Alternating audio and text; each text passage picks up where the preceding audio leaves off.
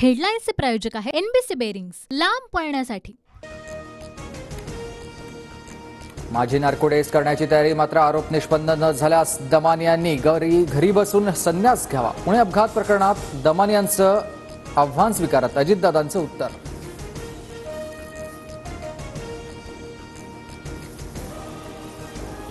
पुणे अपघात प्रकरणातील अजित पवारांवरील आरोप खोटे ठरला, संन्यास घेण्यास तयार। दमानियांना अजितदादांचं आव्हान त्यांनी स्वीकारलं। नार्को टेस्ट कधी करणार दादांनी सांगावं, मी प्रश्न पाठवेन, दमानियांचा खोचक टोला।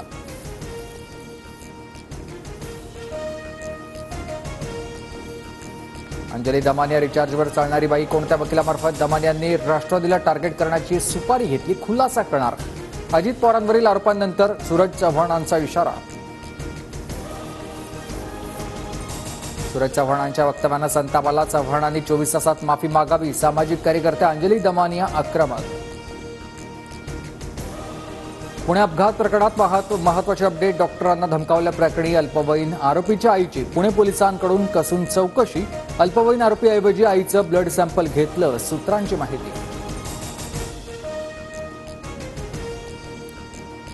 ससूनमधील डॉक्टर अजय तावरेंसह शिपाई अतुल घटकांबळेंचं वैद्यकीय शिक्षण विभागाकडून निलंबन, तर डॉक्टर श्रीहरी हळणोरवर बडतर्फाची कारवाई।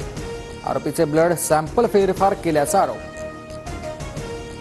एसआयटी प्रमुख डॉक्टर पल्लवी सापळेंकडून अहवाल वैद्यकीय शिक्षण विभागाकडे सादर। ससूनमधील ब्लड सॅम्पल फेरफार प्रकरणात शासनाकडून गंभीर दखल घेत चौकशीनंतर तात्काळ कारवाईचे आदेश।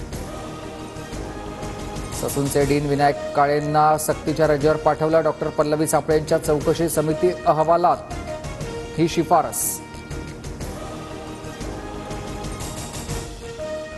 पुण्यात खोटे गुन्हे दाखल होतात, पुणे कार अपघाताची हाय प्रोफाईल घटनेची सीबीआय चौकशी व्हावी, पटोलेंची मागणी।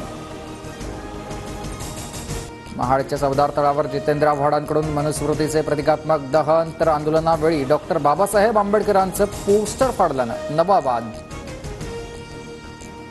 कुठल्याही अभ्यासक्रमात मनुस्मृतीच्या श्लोकाचा समावेश होणार नाही, फडणवीसांकडून स्पष्ट।